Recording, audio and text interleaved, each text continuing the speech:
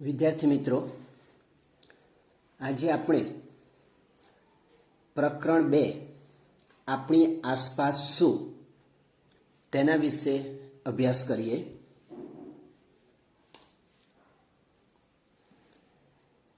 આપણે દરરોજ સૂર્યને જોઈએ છીએ. આ સૂર્યને પણ એક કુટુંબ છે જેને આપણે સૌર પરિવાર તરીકે ઓળખીએ છીએ. આપણી પૃથ્વી એ સૌર પરિવારનો જ એક સભ્ય છે. આપણી પૃથ્વી સૌર પરિવારના અન્ય સભ્યોની વચ્ચે રહે છે. જેમ કુટુંબના બધા સભ્યો જે છે એ સાથે મળીને રહે છે, તેમ પૃથ્વી પણ સૌર પરિવારના અન્ય સભ્યોની વચ્ચે રહે છે. આપણા જેવા સજીવોને જીવવા માટે જરૂરી એવું અનુકૂળ તાપમાન, પાણી અને હવા માત્ર પૃથ્વી પર જ છે. પરિવારના અન્ય સભ્યોની પાસે આ પ્રકારની અનુકૂળતા હોવાના નક્કર પુરાવો આજ સુધી મળ્યા નથી. વિદ્યાર્થી મિત્રો, આપણે જાણીએ છીએ કે માણસ આજે ચંદ્ર ઉપર અને મંગળ ઉપર જીવન છે કે નહીં, શક્ય છે કે નહીં, તેના માટેના પ્રયત્નો ચાલુ છે, પરંતુ હજુ નક્કર પુરાવા મળ્યા નથી. તેથી એવું ન કહી શકાય કે આ મંગળ પર અને ચંદ્ર ઉપર પણ જીવન છે. તો એનો મતલબ એવો થયો કે માત્ર ને માત્ર સૌર પરિવારમાં પૃથ્વી જે છે એ પૃથ્વીમાં જ આપણે જોઈએ કે સજીવને જીવવા માટેનું જરૂરી એવું તાપમાન, પાણી અને હવા મળી રહે છે. પૃથ્વી સૂર્યમાંથી છૂટી પડી છે. જ્યારે તેનો ઉદ્ભવ થયો ત્યારે અગનગોળાના રૂપમાં હતી. આ અગનગોળો ધીમે ધીમે, એવી માન્યતા છે કે લાખો વર્ષ બાદ આ જે અગનગોળો જે છે એ ઠંડો પડવા લાગ્યો. તેમાંથી કેટલાક તત્વો પહેલાં પ્રવાહી સ્વરૂપ અને ત્યારબાદ ઘન સ્વરૂપમાં રૂપાંતર પામ્યા. આ પ્રક્રિયા દરમિયાન જે તત્વોનું ઘન સ્વરૂપમાં રૂપાંતર થયું તેને મૃદાવરણ, જે તત્વોનું પ્રવાહી સ્વરૂપમાં રૂપાંતર થયું તેને જલાવરણ અને જે તત્વોનું વાયુ સ્વરૂપમાં રૂપાંતર થયું તેને વાતાવરણ તરીકે ઓળખવામાં આવે છે. આના વિશે આગળ વધુ ચર્ચા કરવાની છે. વળી રહેવા માટે કઠણ સપાટી, પીવા માટે પાણી અને શ્વાસ લેવા માટે હવા મળી રહેતા પૃથ્વી પર જે શિવસૃષ્ટિ વિકાસ પામી તેને જીવાવરણ તરીકે ઓળખાય છે. એટલે વિદ્યાર્થી મિત્રો, એમ કહી શકાય કે પૃથ્વી ઉપર કુલ કેટલા આવરણો આવેલા છે? 4. એટલે પૃથ્વી ઉપર કુલ 4 આવરણો આવેલા છે, જેમ કે મૃદાવરણ, જલાવરણ, વાતાવરણ અને જીવાવરણ.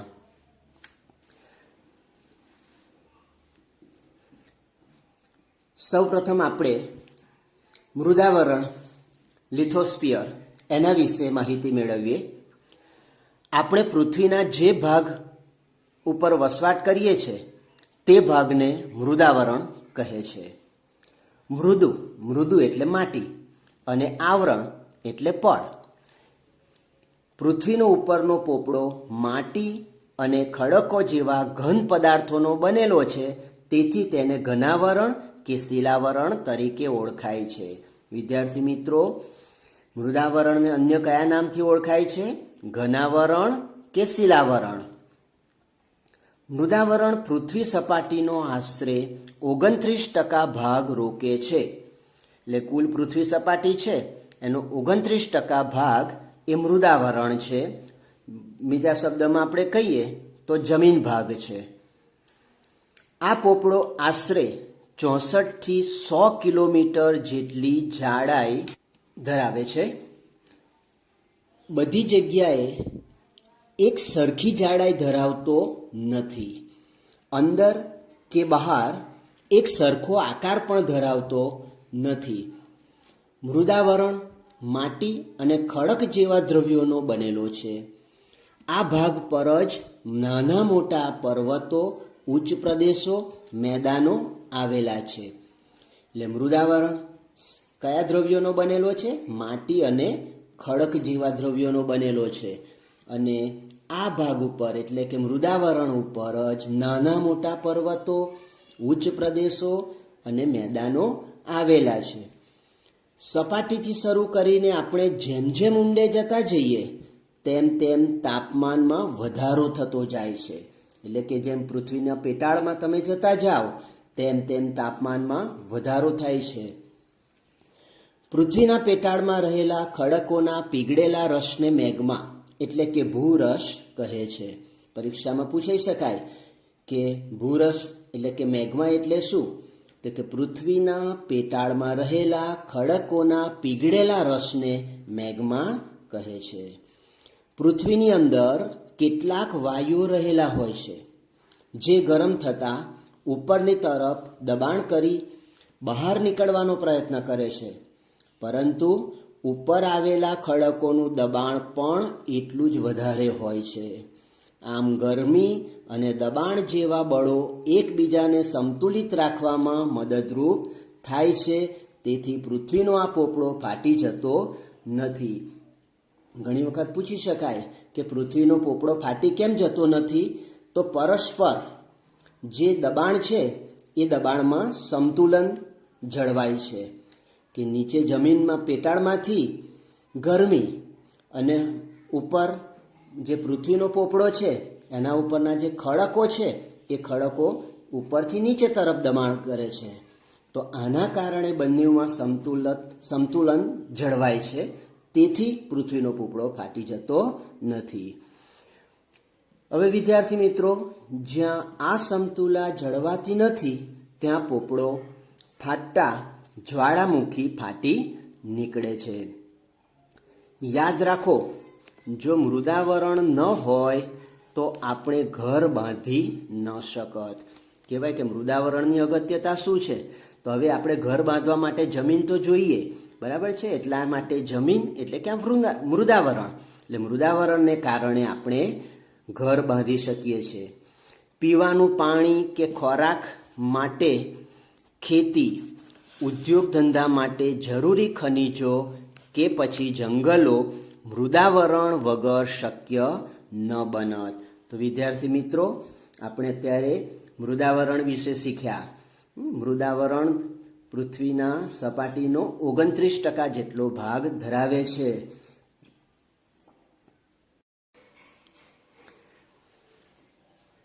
વિદ્યાર્થી મિત્રો, હવે બીજું આવરણ છે જલાવરણ, હાઇડ્રોસ્ફિયર. પૃથ્વીની સપાટીનો નીચાણવાળો ભાગ જે પાણીથી ઘેરાયેલો છે તેને જલાવરણ કહે છે.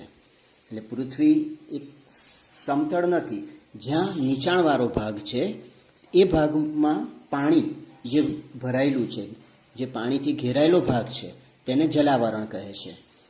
પૃથ્વી સપાટી પર ભૂમિ વિસ્તાર કરતાં પાણીના વિસ્તારનું પ્રમાણ વધારે છે. એટલે આપણે જાણીએ છીએ કે પૃથ્વી ઉપર જેટલી જમીન છે એના કરતાં પાણીનો ભાગ, પાણીના વિસ્તારનું પ્રમાણ વધુ છે. જલાવરણ આશરે 71% ભાગ રોકે છે. આગળ આપણે જોયું કે મૃદાવરણ 29% ભાગ રોકે છે, જ્યારે જલાવરણ 71% ભાગ રોકે છે. જલાવરણમાં વિશાળ જળભંડાર ધરાવતા ભાગો એટલે કે મહાસાગરો, પેસિફિક મહાસાગર, એટલાન્ટિક મહાસાગર, હિન્દ અને આર્કટિક મહાસાગર, બધા જ મહાસાગરો એકબીજા સાથે જોડાયેલા છે. ભૂમિ વિસ્તારો પાસે આવેલા સ્થાનિક જળ વિસ્તારો જેવા કે સમુદ્રો, ઉપસાગર, અખાત કે સામુદ્રધુની એના નામે ઓળખાય છે. પૃથ્વી પરના મહાસાગરો ખૂબ વિશાળ અને ઊંડા છે. કેટલીક જગ્યાએ 10 થી 11 કિલોમીટર જેટલી ઊંડી ખાઈઓ આવેલી છે. મહાસાગરોના તળિયા પર પૃથ્વી સપાટીની જેમ ઊંચા પહાડો, વિશાળ મેદાનો, ઉચ્ચ પ્રદેશો, ખીણો વગેરે જેવા સ્વરૂપોના બનેલા છે. હવે વિદ્યાર્થી મિત્રો, પૃથ્વી પરના પાણીના જથ્થાના 97% ભાગનું પાણી સમુદ્રમાં આવેલું છે. એટલે જે કુલ પૃથ્વી સપાટી પર પાણી આવેલું છે એમાંથી 97% ભાગનું પાણી સમુદ્રમાં આવેલું છે. બાકી રહેતા પાણીનો આશરે પોણો ભાગ બંને ધ્રુવો પર તથા હિમાલય અને ઊંચા પર્વતો પર બરફના સ્વરૂપમાં રહેલો છે. બાકીના પાણી પૈકી કેટલુંક સરોવરોમાં, નદીઓમાં કે પૃથ્વીના પેટાળમાં સંગ્રહાયેલું છે. આમ જોવા જઈએ તો સમુદ્રમાં આપણે જોયું કે 97% ભાગનું પાણી સમુદ્રમાં આવેલું છે. હવે સમુદ્રનું પાણી એ ખારું પાણી છે, એટલે આપણે એને પીવા લાયક ગણતા નથી. એટલે જે આપણે જોયું કે સરોવરમાં, નદીઓમાં કે પૃથ્વીના પેટાળમાં સંગ્રહાયેલું પાણી છે એ પાણી પીવા લાયક છે અને એ ખૂબ જ ઓછો ભાગ છે. મીઠું પાણી જલાવરણની ભેટ છે. સજીવોને જીવવા માટે મીઠા પાણીની જરૂર છે. આ મીઠા પાણીનો મુખ્ય સ્ત્રોત વરસાદ છે. આપણને મીઠું પાણી ક્યાંથી મળે છે? વરસાદમાંથી મળે છે. સમુદ્રમાંથી મૂલ્યવાન રસાયણો, ખનિજો, મીઠું, માછલા આ બધું મળી આવે છે. જેમ ધરતી પર સજીવ સૃષ્ટિનું અસ્તિત્વ છે તેવી રીતે સમુદ્રમાં પણ જીવ સૃષ્ટિ આવેલી છે. આપણે પૃથ્વીની સપાટી ઉપર, ધરતી ઉપર આપણે સજીવ સૃષ્ટિ જોઈએ છે, વનસ્પતિ, પ્રાણીઓ, જીવજંતુઓ, મનુષ્ય. તે રીતે સમુદ્રમાં પણ જીવ સૃષ્ટિ આવેલી છે. મહાસાગરોના મોજા, પ્રવાહો અને ભરતીમાં રહેલી પ્રચંડ શક્તિને નાથીને વિદ્યુત શક્તિ મેળવી શકાય છે. ઉપરાંત મહાસાગરો જળમાર્ગ તરીકે પણ ઉપયોગી છે. હવે પરીક્ષામાં પૂછી શકાય કે સમુદ્ર અથવા તો જલાવરણ આપણને કઈ રીતના ઉપયોગી છે?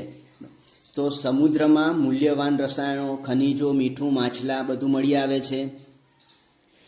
મહાસાગરોના મોજા, પ્રવાહો અને ભરતીમાં જે પ્રચંડ શક્તિ રહેલી છે એ શક્તિને કંટ્રોલ કરીને, એને નાથીને એનું વિદ્યુત શક્તિમાં રૂપાંતર કરી શકાય છે.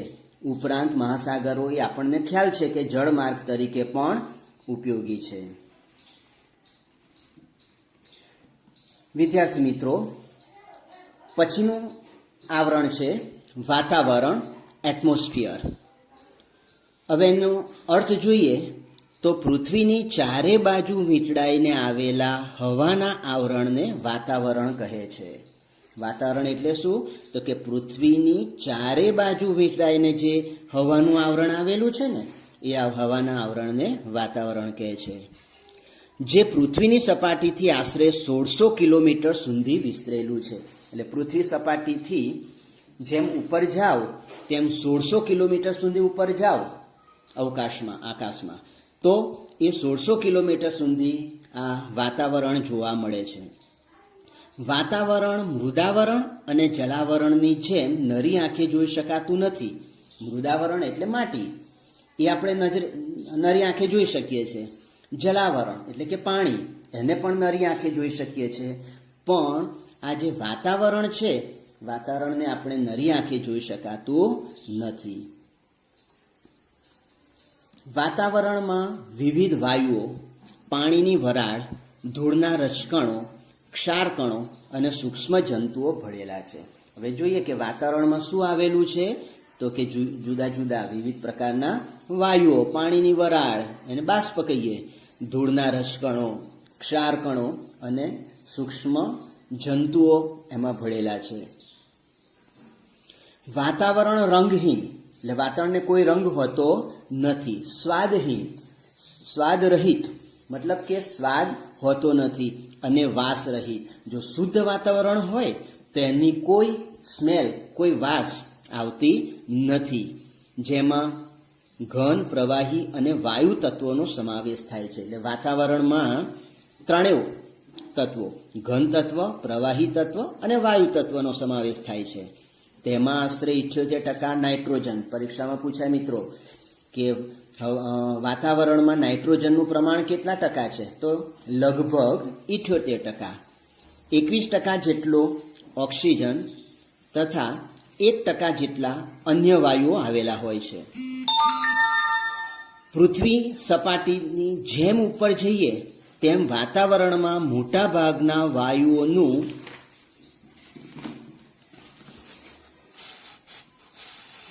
પ્રમાણ જે છે એ પ્રમાણ ઘટતું જાય છે. એટલે જેમ જેમ તમે હવા વાતાવરણમાં ઉપર જતા જાઓ તેમ તેમ એ બધા વાયુઓનું પ્રમાણ ઘટતું જાય છે. કાર્બન ડાયોક્સાઇડ એ ભારે વાયુ હોવાથી હવાના નીચલા થરમાં તે વધારે પ્રમાણમાં છે. કાર્બન ડાયોક્સાઇડ વાયુ જે છે એ અન્ય વાયુઓની સરખામણીમાં કેવો છે? ભારે વાયુ છે. એને કારણે એ હવાના નીચલા થરમાં એ વધારે પ્રમાણમાં જોવા મળે છે અને ઉપર જતાં એ વાયુનું પ્રમાણ ઓછું થતું જાય છે. તેથી આપણે સારા આરોગ્ય માટે હિલ સ્ટેશન પર જતા હોઈએ છીએ. એટલે ડૉક્ટર સલાહ આપે કે ભાઈ આપણું આરોગ્ય સારું રહેતું ન હોય તો હિલ સ્ટેશન પર તમે જાઓ, મતલબ ઊંચાણવાળા જે વિસ્તારો છે ત્યાં તમે જાઓ તો ત્યાં શુદ્ધ હવા મળે છે, જેનાથી આપણું આરોગ્ય જે છે એ સારું રહે છે. કારણ કે એમાં કાર્બન ડાયોક્સાઇડનું પ્રમાણ ઉપર જાઓ એમ ઘટતું જાય છે. ઓઝોન વાયુ હવામાં ખૂબ ઓછા પ્રમાણમાં છે. આ વાયુ સૂર્યના પારજાંબલી એટલે કે અલ્ટ્રાવાયોલેટ જે કિરણો છે એનું શોષણ કરી પૃથ્વીને સૂર્યની પ્રચંડ ગરમીથી બચાવે છે. હવે પરીક્ષામાં પૂછાય કે વાતાવરણમાં આવેલો ઓઝોન વાયુ આપણને કઈ રીતના ઉપયોગી છે? તો આ વાયુ સૂર્યના પારજાંબલી કિરણો જે છે એનું શોષણ કરે છે અને એને કારણે પૃથ્વીને જે સૂર્યની પ્રચંડ ગરમી છે એ પ્રચંડ ગરમીથી બચાવે છે. ઓઝોન વાયુ મુખ્યત્વે વહેલી સવારે ખુલ્લા મેદાનમાં અને સમુદ્ર કિનારાની હવામાં વધારે હોય છે. એટલે ઓઝોન વાયુ આપણને ક્યાંથી વધારે પ્રાપ્ત થાય? તો મુખ્યત્વે વહેલી સવારે ખુલ્લા મેદાનોમાં અને સમુદ્ર કિનારાની હવામાં આ ઓઝોન વાયુનું પ્રમાણ વધુ હોય છે.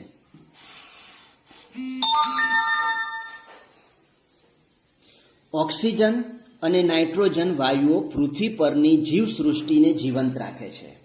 આપણે એવું જાણીએ છીએ કે ઓક્સિજન એ પ્રાણવાયુ છે, પણ ઓક્સિજનની સાથે સાથે નાઇટ્રોજન વાયુ પણ એ જીવસૃષ્ટિને જીવંત રાખવામાં મદદરૂપ થાય છે. નાઇટ્રોજન ઓક્સિજનના જલદપણાને મંદ કરે છે.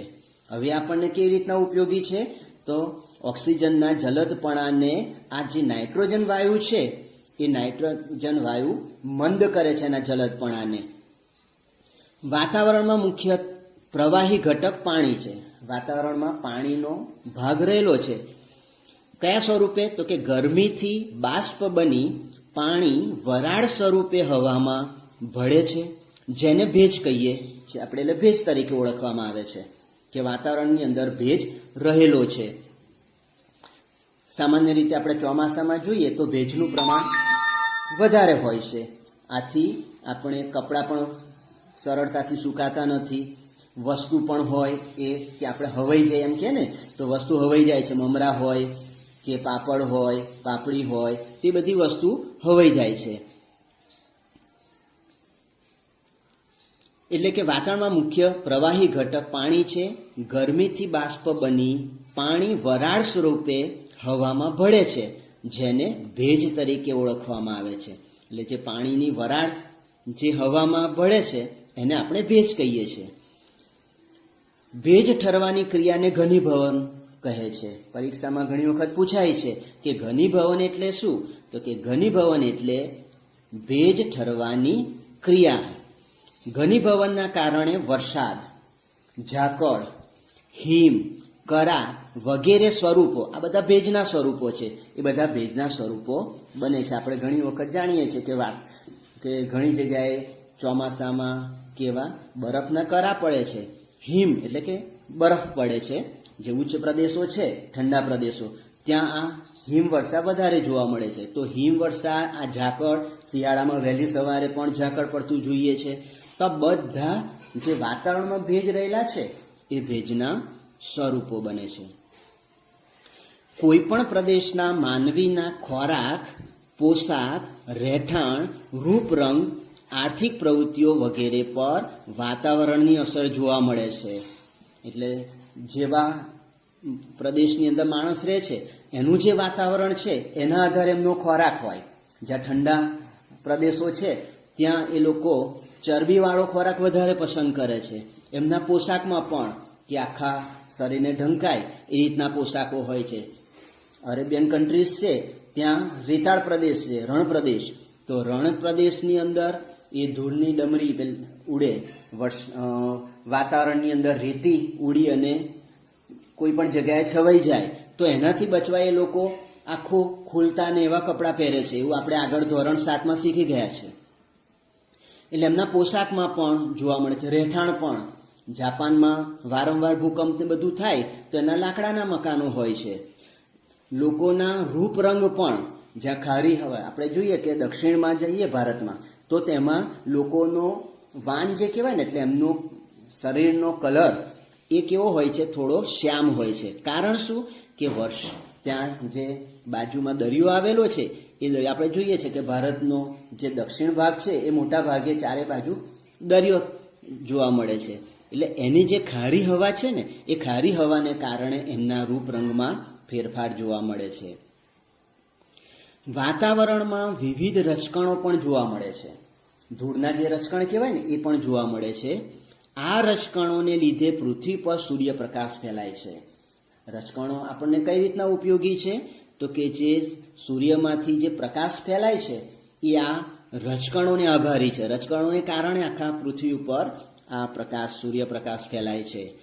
તેથી જ સૂર્યોદય વખતે એકાએક અજવાળું કે સૂર્યાસ્ત વખતે એકાએક અંધારું થતું નથી.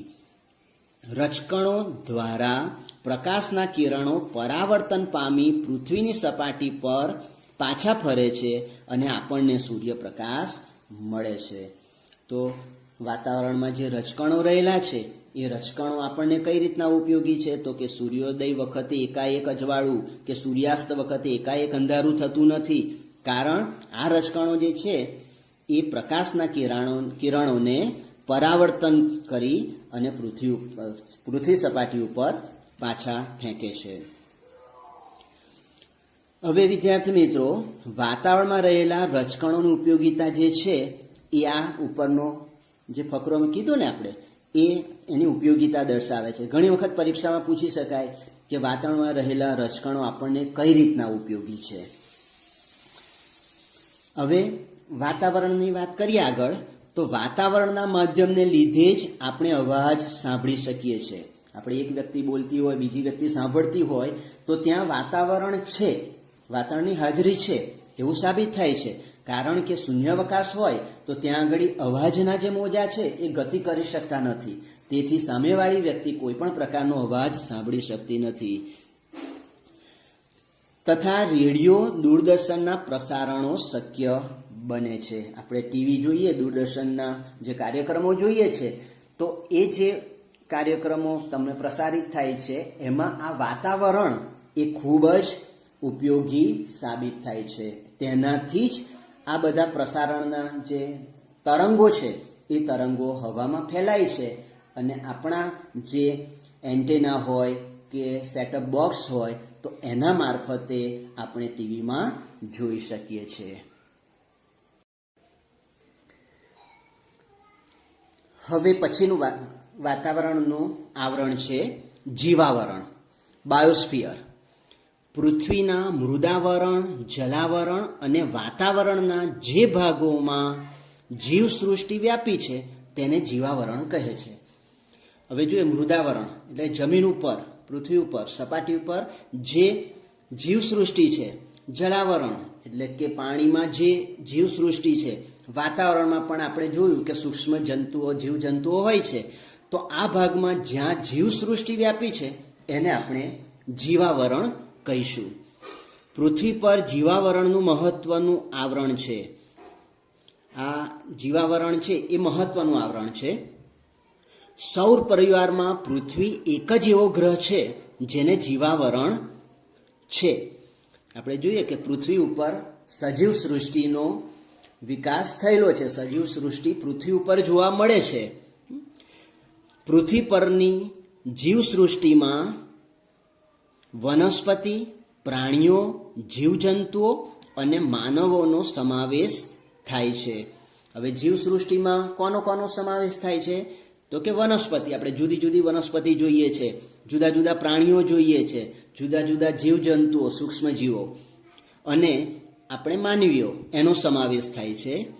આપણે સૌ ઘણી બધી ચીજ વસ્તુઓ જીવાવરણમાંથી જ પ્રાપ્ત કરીએ છીએ. વિદ્યાર્થી મિત્રો, આ ખાસ ધ્યાન રાખજો કે આપણે જે ચીજ વસ્તુઓ છે એ મોટાભાગની ચીજ વસ્તુ આપણને જીવાવરણમાંથી પ્રાપ્ત થાય છે અને એનો મુખ્ય સ્ત્રોત વનસ્પતિ અને પ્રાણીઓ. એટલે એના વિના આપણે જીવી ન શકીએ. વનસ્પતિ એટલે જુદા જુદા આપણે ખોરાકના તત્વો છે, અનાજ છે, શાકભાજી છે, બધું વનસ્પતિમાંથી. દૂધ છે, માંસ છે, ઈંડા છે, આ બધું પ્રાણીઓમાંથી મળે છે. તો આપણે વનસ્પતિ અને પ્રાણીઓ વિના આપણે જીવી શકતા નથી. એટલે કે આપણે એવું કહી શકીએ કે આપણા અસ્તિત્વનો આધાર અને નિર્વાહનો આધાર એ જીવાવરણ છે.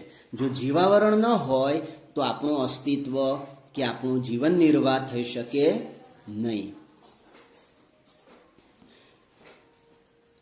જીવાવરણને બે વિભાગમાં વહેંચવામાં આવે છે, અજૈવિક અને બીજું છે જૈવિક. એટલે જીવાવરણના બે ભાગ પડે છે, અજૈવિક અને જૈવિક. અજૈવિક વિભાગમાં મૃદાવરણ, જલાવરણ અને વાતાવરણનો અભ્યાસ કરવામાં આવે છે, જ્યારે જૈવિક વિભાગમાં વનસ્પતિ, પ્રાણીઓ અને સૂક્ષ્મ જે જીવાણુઓ છે એનો સમાવેશ કરવામાં આવે છે. આપણે આગળ જોયું કે સૌર પરિવારમાં પૃથ્વી જે કેવો ગ્રહ છે કે જેને જીવાવરણ છે.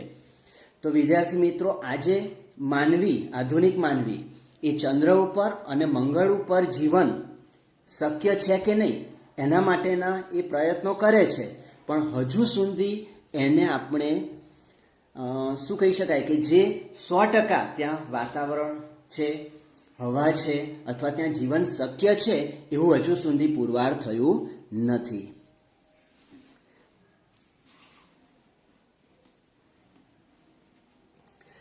હવે માનવ પ્રવૃત્તિઓની આવરણો પર અસર. આજે માણસ જાણે એવી બધી પ્રવૃત્તિઓ કરે છે કે જેની આ આવરણો પર અસર થાય છે. માનવ સ્વવિકાસ માટે કેટલીક પ્રવૃત્તિઓ જાણે અજાણે કરે છે, પોતાના વિકાસ માટે. સ્વવિકાસ એટલે જેથી વિવિધ આવરણોની સમતુલા જોખમાય છે. જેમ કે ખનિજો મેળવવા માટે વધુ ખોદકામ કરવું. જુદા જુદા ખનિજો મેળવવા માટે, ખનિજો આપણને ખ્યાલ છે કે પૃથ્વીના પેટાળમાં છે, તો એના માટે ખોદકામ કરે છે. ભૂમિગત અણુ પરીક્ષણો કરે છે. ખનિજ તેલ શોધવા ઊંડું સારકામ એટલે કે ખોદકામ કરે છે. અને વધુ પડતા પાતાળ કૂવાઓ કરવા જેવી પ્રવૃત્તિઓથી મૃદાવરણ જોખમાય છે. આના કારણે જે પૃથ્વીની સપાટી છે એ પૃથ્વીની સપાટી જોખમાય છે. શહેરો અને ગામડાઓની અશુદ્ધિઓ તેમજ ઔદ્યોગિક કચરાઓ ઠલવાતા જળાશયો ગંદા બને છે.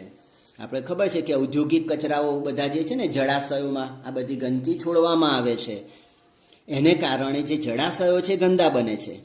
ગ્લોબલ વોર્મિંગથી ધ્રુવ પ્રદેશોનો બરફ પીગળવા લાગ્યો છે. ગ્લોબલ વોર્મિંગ એટલે વિશ્વની અંદર જે ગરમીનું તાપમાનનું પ્રમાણ વધે છે એને ગ્લોબલ વોર્મિંગ કહીશું. એને કારણે જે ધ્રુવ પ્રદેશ છે ત્યાં બરફ જોવા મળે છે, એ બરફ હવે આ ગ્લોબલ વોર્મિંગને કારણે પીગળવા લાગ્યો છે.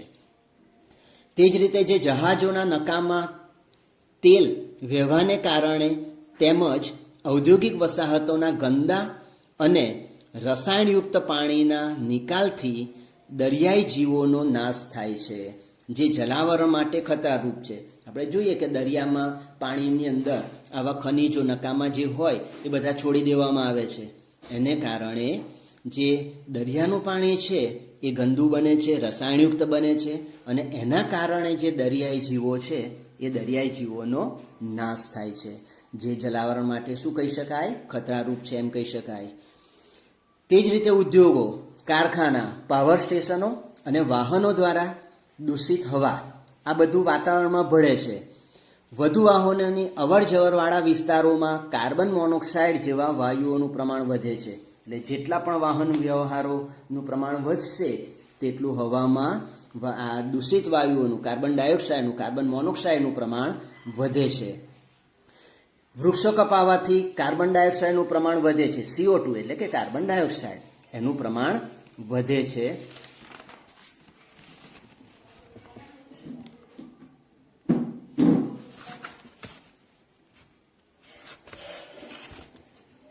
અને કાર્બન ડાયોક્સાઇડનું પ્રમાણ વધતા પૃથ્વી ઉપર ગરમીનું પ્રમાણ વધે છે.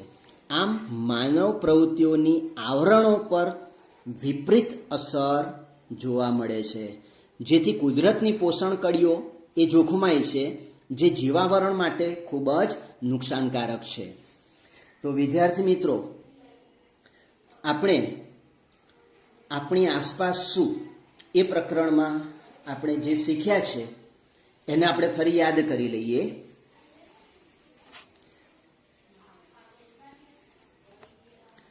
પૃથ્વી સૌર પરિવારનો એક સભ્ય છે. પૃથ્વી સૂર્યમાંથી છૂટી પડી છે. ઉદ્ભવ થયો ત્યારે તે અગન ગોળારૂપ હતી.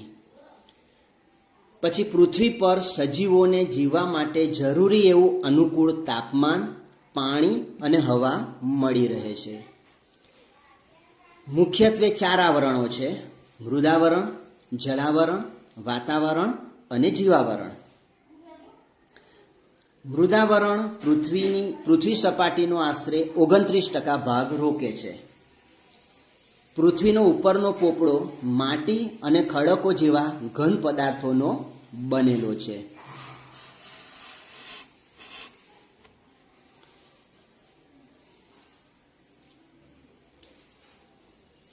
તેને ઘનાવરણ કે શિલાવરણ પણ કહે છે. પૃથ્વીનો આ પોપડો 64 થી 100 કિલોમીટર જેટલી જાડાઈ ધરાવે છે. મૃદાવરણમાં નાના મોટા પર્વતો, ઉચ્ચ પ્રદેશો, મેદાનો આવેલા છે. પૃથ્વીના પેટાળમાં રહેલા ખડકોના પીગળેલા રસને મેગ્મા એટલે કે ભૂરસ કહે છે. જલાવરણ આશરે 71% ભાગ રોકે છે. જલાવરણમાં વિશાળ જળ ભંડાર ધરાવતા ભાગોને મહાસાગરો કહે છે. પૃથ્વી પરના પાણીના જથ્થામાં 97% ભાગનું પાણી સમુદ્રમાં એટલે કે ખારું પાણી એ આવેલું છે. પીવાલાયક પાણી ખૂબ જ ઓછું છે. મીઠું પાણી એ જલાવરણની ભેટ છે. સજીવોને જીવવા માટે મીઠા પાણીની જરૂર છે. વરસાદ એ મીઠા પાણીનો આધારસ્તંભ એટલે કે મુખ્ય સ્ત્રોત છે. સમુદ્રમાંથી મૂલ્યવાન રસાયણો, ખનિજો, માછલા વગેરે મળે છે. મહાસાગરોના મોજા, પ્રવાહો અને ભરતીમાં રહેલી પ્રચંડ શક્તિને નાથીને વિદ્યુત શક્તિ મેળવી શકાય છે. જળમાર્ગ તરીકે પણ મહાસાગરો ઉપયોગી છે. પૃથ્વીની ચારે બાજુ વીંટળાઈને આવેલા હવાના આવરણને વાતાવરણ કહે છે. પૃથ્વીની સપાટીથી આશરે 1600 કિલોમીટર સુધી તે વિસ્તરેલું છે. વાતાવરણને નરી આંખે જોઈ શકાતું નથી. વાતાવરણમાં વિવિધ વાયુઓ, પાણીની વરાળ, ધૂળના રજકણો, ક્ષારકણો, સૂક્ષ્મ જંતુઓ ભળેલા છે. વાતાવરણ સ્વાદરહિત અને વાસરહિત છે. તેમાં ઘન, પ્રવાહી અને વાયુ તત્વોનો સમાવેશ થાય છે. વાતાવરણમાં આશરે 78% નાઇટ્રોજન, 21% ઓક્સિજન અને 1% જેટલા અન્ય વાયુઓ રહેલા છે. વાતાવરણમાં જેમ પૃથ્વી સપાટીથી ઉપર જઈએ તેમ મોટાભાગના વાયુઓનું પ્રમાણ ઘટતું જાય છે. કાર્બન ડાયોક્સાઇડ ભારે વાયુ હોવાથી હવાના નીચલા થરમાં એ વધુ પ્રમાણમાં રહેલો છે. ઓઝોન વાયુ સૂર્યના પારજાંબલી એટલે કે અલ્ટ્રાવાયોલેટ કિરણોનું શોષણ કરે છે અને પૃથ્વીને સૂર્યની પ્રચંડ ગરમીથી બચાવે છે. તે વહેલી સવારે ખુલ્લા મેદાનમાં અને સમુદ્ર કિનારાની હવામાં વધુ હોય છે. ઓક્સિજન અને નાઇટ્રોજન વાયુઓ પૃથ્વી પરની જીવસૃષ્ટિને જીવંત રાખે છે. ઓક્સિજનના જલદપણાને નાઇટ્રોજન મંદ કરે છે. ભેજ ઠરવાની ક્રિયાને ઘનીભવન કહે છે. વરસાદ, ઝાકળ, હિમ, કરા વગેરે એ ભેજના સ્વરૂપો બને છે. વાતાવરણમાં રહેલા રજકણોને લીધે પૃથ્વી પર સૂર્યપ્રકાશ ફેલાય છે, જેથી સૂર્યોદય વખતે એકાએક અજવાળું કે સૂર્યાસ્ત વખતે એકાએક અંધારું થતું નથી. વાતાવરણના માધ્યમથી અવાજ સાંભળી શકાય છે. રેડિયો અને દૂરદર્શનના પ્રસારણો શક્ય બને છે. જીવાવરણ પૃથ્વી પરનું મહત્વનું આવરણ છે, જે બે વિભાગમાં વહેંચાયેલું છે: અજૈવિક અને જૈવિક. અજૈવિક વિભાગમાં મૃદાવરણ, જલાવરણ અને વાતાવરણનો સમાવેશ થાય છે, જ્યારે જૈવિક વિભાગમાં વનસ્પતિ, પ્રાણીઓ અને સૂક્ષ્મ જીવાણુઓનો સમાવેશ થાય છે. વિદ્યાર્થી મિત્રો, આજે આપણે બીજું પ્રકરણ આપણી આસપાસ શું એના વિશે અભ્યાસ કર્યો. હવે વિદ્યાર્થી મિત્રો, તમારે આટલું હોમવર્ક કરવાનું છે. એમાં પ્રશ્ન 1, યોગ્ય વિકલ્પ પસંદ કરી જવાબ આપો. પહેલું, પૃથ્વી પર કુલ કેટલા આવરણો આવેલા છે? વિકલ્પ છે A 3, B 4, C 5.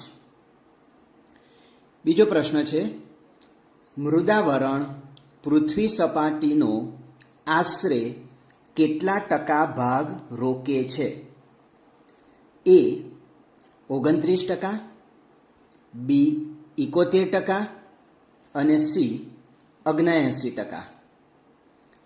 ત્રીજો પ્રશ્ન, મીઠા પાણીનો મુખ્ય સ્ત્રોત ગણાય છે? A સમુદ્ર, B તળાવ, C વરસાદ. ચોથો ઓપ્શન છે, નીચેના પૈકી કયો વાયુ ઓક્સિજનના જલદપણાને મંદ કરે છે? A nitrogen, B ozone, C carbon dioxide. પાંચમો પ્રશ્ન, વૃક્ષો કપાવાથી વાતાવરણમાં કયા વાયુનું પ્રમાણ વધે છે? A oxygen, B carbon dioxide અને C નાઇટ્રોજન. છઠ્ઠો વિકલ્પ, કયો વાયુ સૂર્યના પારજાંબલી કિરણોનું શોષણ કરે છે? A નાઇટ્રોજન, B ઓક્સિજન અને C ઓઝોન.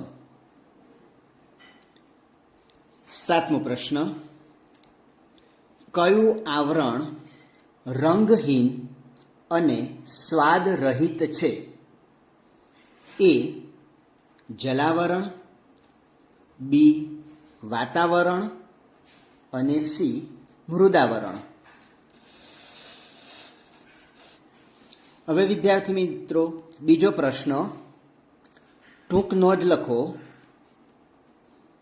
પહેલું જીવાવરણ, બીજું મૃદાવરણ અને ત્રીજું છે વાતાવરણ. વિદ્યાર્થી મિત્રો, આશરે 5 થી 10 લીટીમાં તમારે આ ટૂંક નોંધ લખવાની છે. હવે પ્રશ્ન 3, નીચેના પ્રશ્નોના જવાબ આપો. પહેલું, હવામાં ઓક્સિજન વાયુનું પ્રમાણ આશરે કેટલા ટકા છે? બીજો પ્રશ્ન, ઘનીભવન એટલે શું? ત્રીજો પ્રશ્ન, વાતાવરણમાં રહેલા રજકણો કેવી રીતે ઉપયોગી છે? પ્રશ્ન 4, મૃદાવરણને અન્ય કયા નામથી ઓળખવામાં આવે છે? અને પાંચમો પ્રશ્ન, પૃથ્વી પર પીવાલાયક પાણીના સ્ત્રોત કયા કયા છે? તો વિદ્યાર્થી મિત્રો, આ દરેક પ્રશ્નના જવાબ તમારે તમારી નોટબુકમાં લખવાના છે.